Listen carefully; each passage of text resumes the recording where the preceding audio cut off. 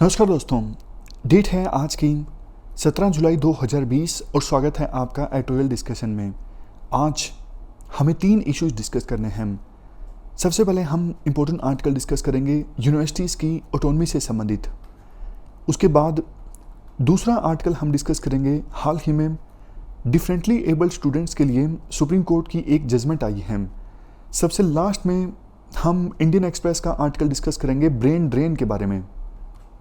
चलिए discussion start करते हैं। First important article Indian universities की वॉइस के बारे में है। आप जीएस पेपर 2 के इस टॉपिक से आर्टिकल को रिलेट कर सकते हो। देखो, जब ब्रिटिशर्स हमारे देश में रूल कर रहे थे उस समय जो यूनिवर्सिटीज़ हुआ करती थी उनमें सिर्फ प्रिविलेज्ड क्लास के लोगों को पढ़ने का मौका मिलता था। मतलब वो लोग जिनके पास पैसा था, प्रॉपर्टी थी, राजा महाराजाओं के बच्चे, ऐसे जो विशेषाधिकार वाले लोग हुआ करते थे, एलीट लोग, उनको यूनिवर्सिटीज़ में पढ़ने का मौका मिलता था। और यूनिवर्सिटीज़ में उनको इस प्रकार से पढ़ाया जाता था कि वो आगे जाके इंडिया में ब्रिटिश रेजीम को सर्व कर सकें, ब्रिटिश रेजीम के लिए काम कर सकें। यूनिवर्सिटीज़ में वेस्टर्न पॉलिटिकल आइडियल्स को प्रोपगेट किया जाता था। और जो ग्रेजुएट्स निकलते उस समय यूनिवर्सिटीज़ से, कुछ तो देखो सही में ब्रिटिश रेजीम को सर्व करने का काम करते, लेकिन कुछ लोग ऐसे भी निकलते, कुछ ग्रेजुएट्स ऐसे भी निकलते जो ब्रिटिश सरकार के अगेंस्ट काम करते। मतलब उन्होंने आज़ादी के लिए काम करना स्टार्ट कर दिया। उसके बाद देखो 20वीं शताब्दी से सिचुएशन चेंज होना स्टार्ट हुई। नेशनलिज्म का ग्रोथ हुआ, लिबरल एजुकेशन भी प्रमोट होने लगी। इसके साथ साथ डीकोलोनाइजेशन की प्रोसेस भी स्टार्ट हो गई थी वर्ल्ड के विभिन्न हिस्सों में। तो इंडिया में भी आज़ादी की जो मांग थी वो जोर पकड़ने लगी थी। तो ऐसी सिचुएशन में जो इंडियन यूनिवर्सिटीज़ थी उन्होंने भी अपना एलिटिस्ट करेक्टर छोड़ना स्टार्ट कर दिया। हमारी यूनिवर्सिटीज़ उस समय ज़्यादा रिप्रेजेंटेटिव होना स्टार्ट हो गई। उस समय यूनिवर्सिटीज़ ने अपना सिलेबस चेंज करना स्टार्ट किया और मौका दिया विभिन्न वर्गों के लोगों को कि आप भी आइए, आप एजुकेशन प्राप्त कीजिए यूनिवर्सिटीज़ में। और उसके बाद देश आज़ाद हो गया। देखो, जब देश आज़ाद हुआ तो उस समय हमारे लीडर्स को पता था कि इंडियन यूनिवर्सिटीज़ बदलती परिस्थितियों में एजुकेशन प्रोवाइड करने के लिए काफ़ी तरह के चैलेंजेस फेस करेंगी। Social challenges, economic challenges, financial challenges. और यूनिवर्सिटीज़ के ऊपर जो बर्डन था बहुत इंपॉर्टेंट था, नई जनरेशन को शेप करना ताकि वो जनरेशन नेशन बिल्डिंग में पार्टिसिपेट कर सके। तो बहुत सारे इंस्टीट्यूट्स इमर्ज होके आए आज़ादी के बाद, जैसे IIT, Indian institute of management, Indian institute of science, Indian statistical institute. तो ये जो अच्छे अच्छे इंस्टीट्यूट्स इमर्ज होके आए थे, इन्होंने देखो बाकी यूनिवर्सिटीज़ के लिए, बाकी इंस्टीट्यूट्स के लिए एक मॉडल का काम किया। और देखो, एक क्वेश्चन मैं आपसे पूछूं कि इतने अच्छे अच्छे इंस्टीट्यूट्स आज़ादी के बाद इमर्ज होके आए थे, इसके पीछे सबसे इंपॉर्टेंट रीज़न क्या रहा? देखो, इसके पीछे सबसे इंपॉर्टेंट रीज़न ये है, ऑटोनॉमी दी गई थी इनको कि आप अपने हिसाब से अपना करिकुलम रिवाइज कर सकते हो, आप अपने हिसाब से इंस्टीट्यूट को, यूनिवर्सिटी को रिफॉर्म कर सकते हो। तो सरकार ने जब इन इंस्टीट्यूट्स को आज़ादी दी तो काफ़ी सारी कमेटीज़ भी इमर्ज होकर आई इन इंस्टीट्यूट्स में, जैसे faculty committee, committee of courses, board of studies, university senate, academic councils, executive councils. देखो, ये वो कमेटीज़ थी जहाँ पे किसी पर्टिकुलर इंस्टीट्यूट से संबंधित डिबेट होती थी, क्या कोर्स ऐड होना चाहिए, कौन सा टॉपिक रिमूव किया जाए, आइडियोलॉजिकल डिबेट्स भी होती थी।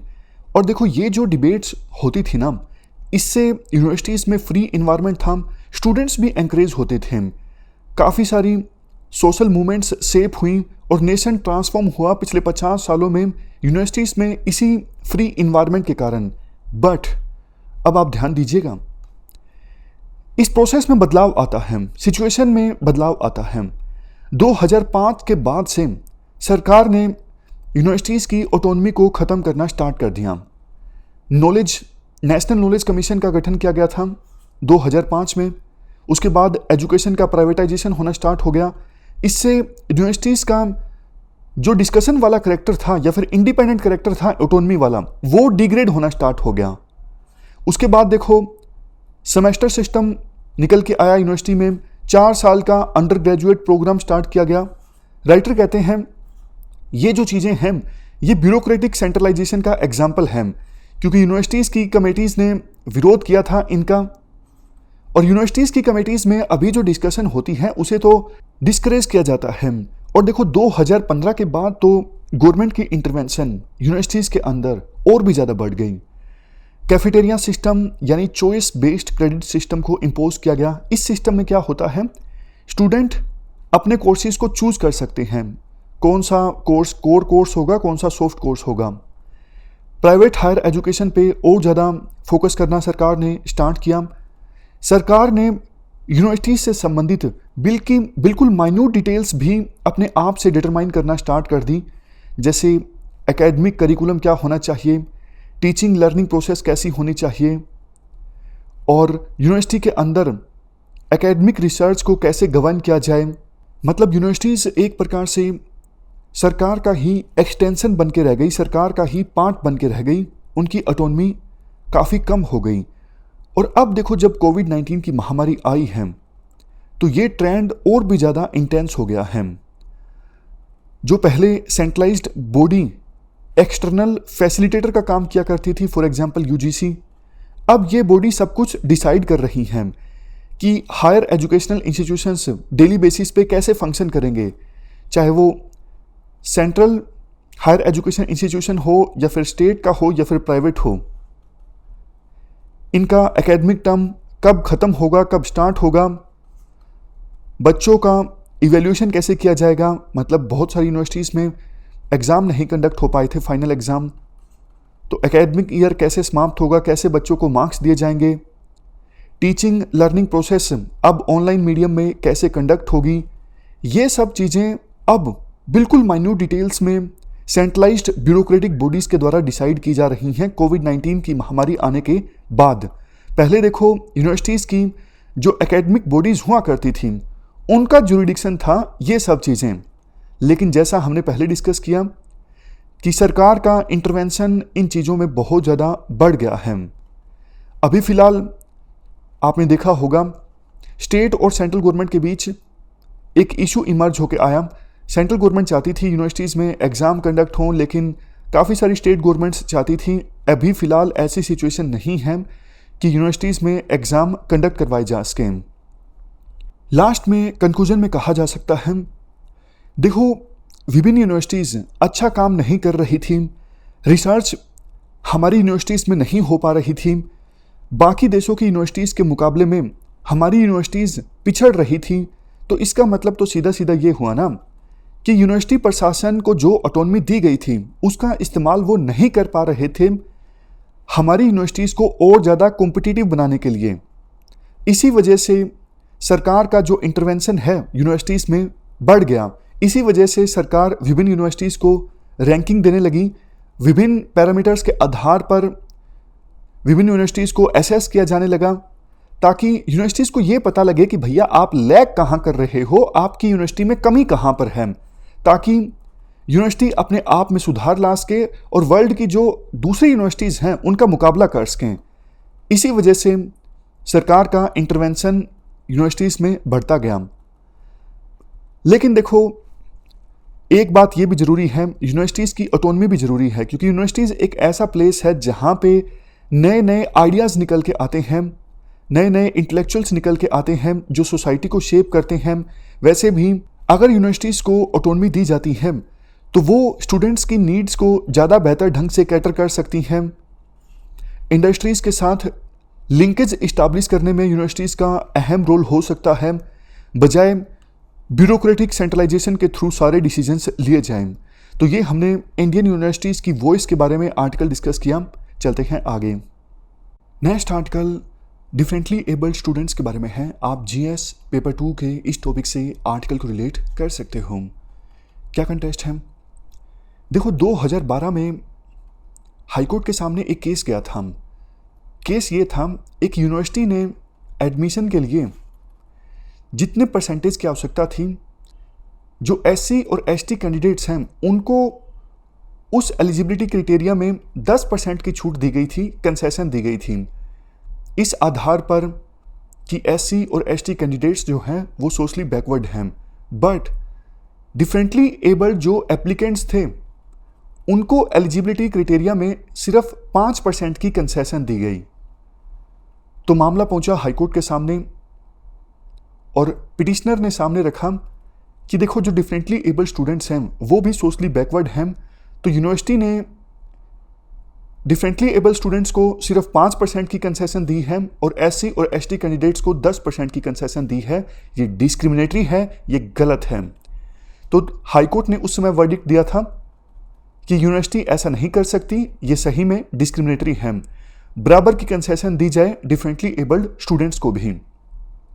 तो इसके बाद हाईकोर्ट के इस वर्डिक्ट के बाद मामला पहुंचा सुप्रीम कोर्ट में और सुप्रीम कोर्ट ने हाल ही में इस इश्यू पर अपना वर्डिक्ट दिया है। सुप्रीम कोर्ट ने भी हाईकोर्ट के वर्डिक्ट को सही ठहराया है।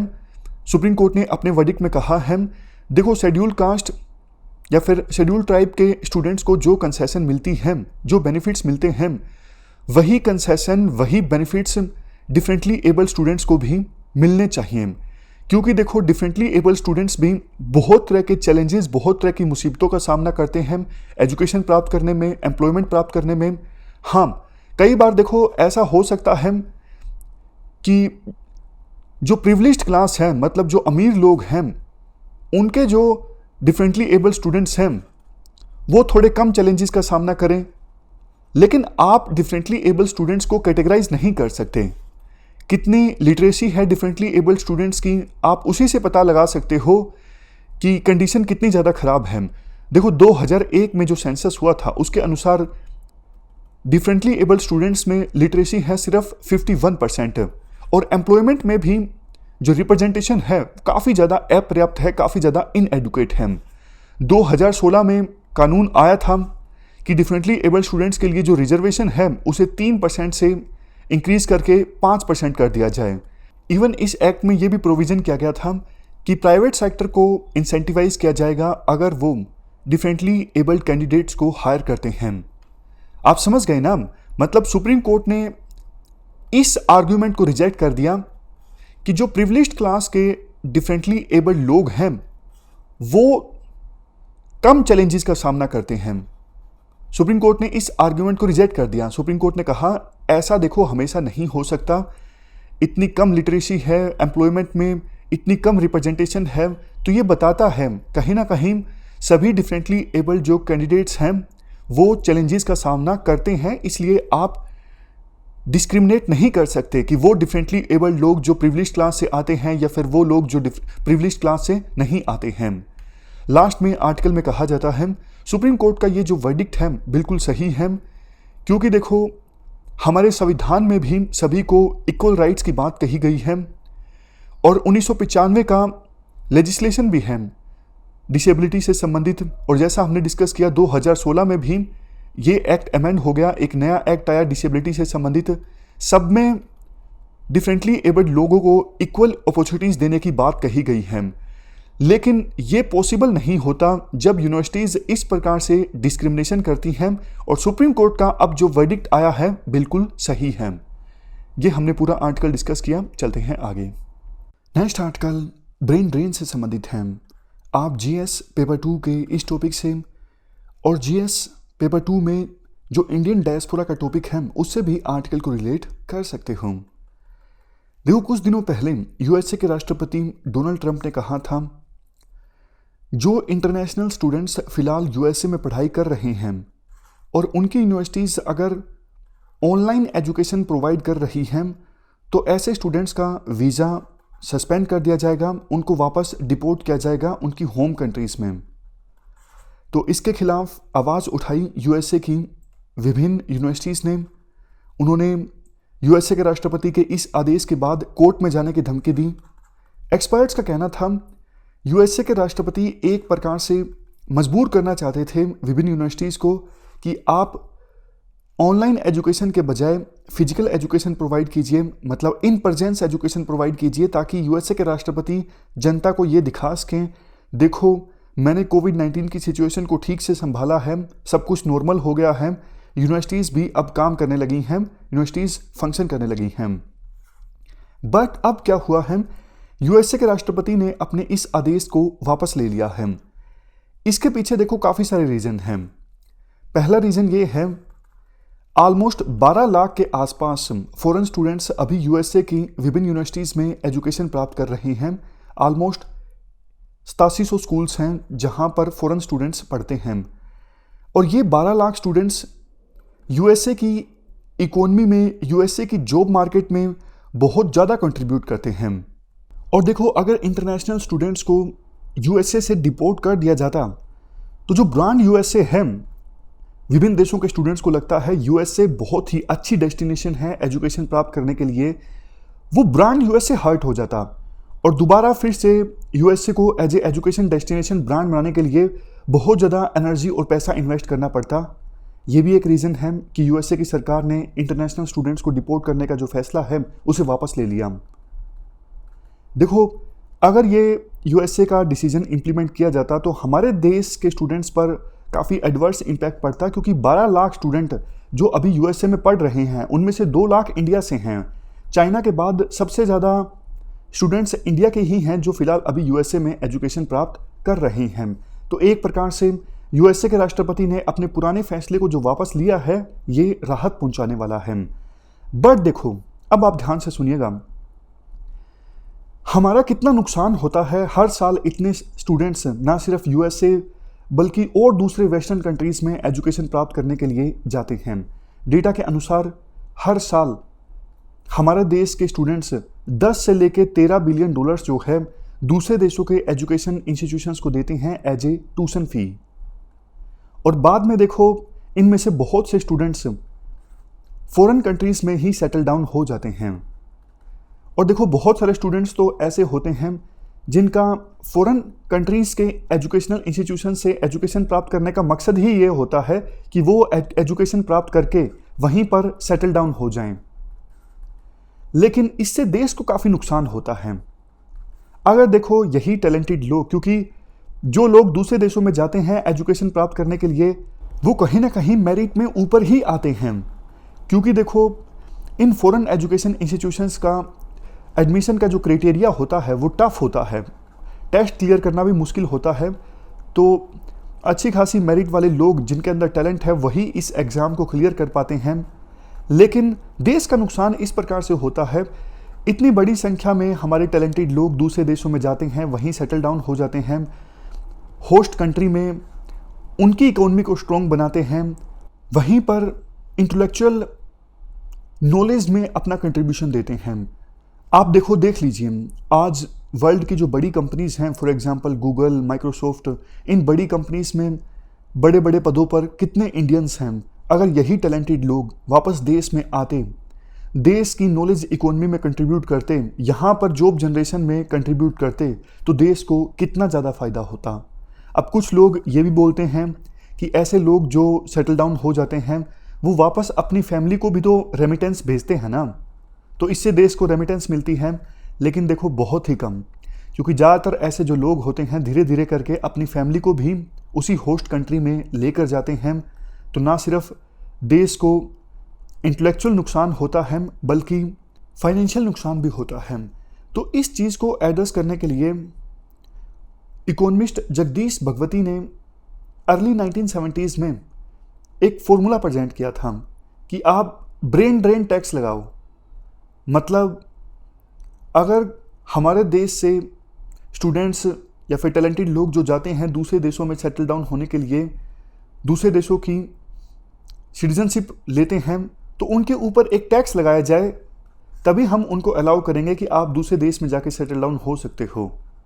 बट अभी तक हमने इसे इम्प्लीमेंट नहीं किया है, और ना ही देखो हमने कुछ ऐसा बहुत बड़ा कैंपेन या फिर स्कीम चलाई हो कि हम फ़ॉरेन में सेटल डाउन हुए हमारे जो टैलेंटेड लोग हैं उनको एंकरेज कर सकें कि वापस आप आइए देश में, देश की इकोनॉमी में कंट्रीब्यूट कीजिए, यहाँ पे नॉलेज इकोनॉमी को बनाने में सरकार की मदद कीजिए। नहीं, ऐसा कोई कॉन्क्रीट एफर्ट नहीं देखने को मिल रहा सरकार की तरफ से।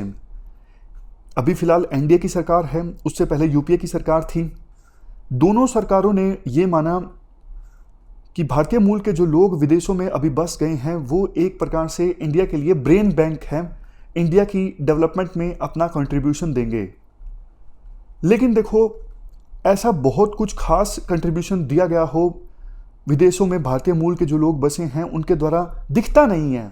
इक्का दुक्का इन्वेस्टमेंट भी देखने को मिलती है और कहीं कहीं उनके प्रयास भी देखने को मिलते हैं अलग अलग जगहों पर डेवलपमेंट लाने में, स्टार्टअप्स में। लेकिन देखो, जैसा हमने उम्मीद किया था खास करके 2000 के बाद कि जिस प्रकार से जापान, साउथ कोरिया, चाइना, इन देशों के लोग जो विदेशों में बसे थे वो वापस अपने देश में आए, उन्होंने अपने देश को स्ट्रॉन्ग बनाया।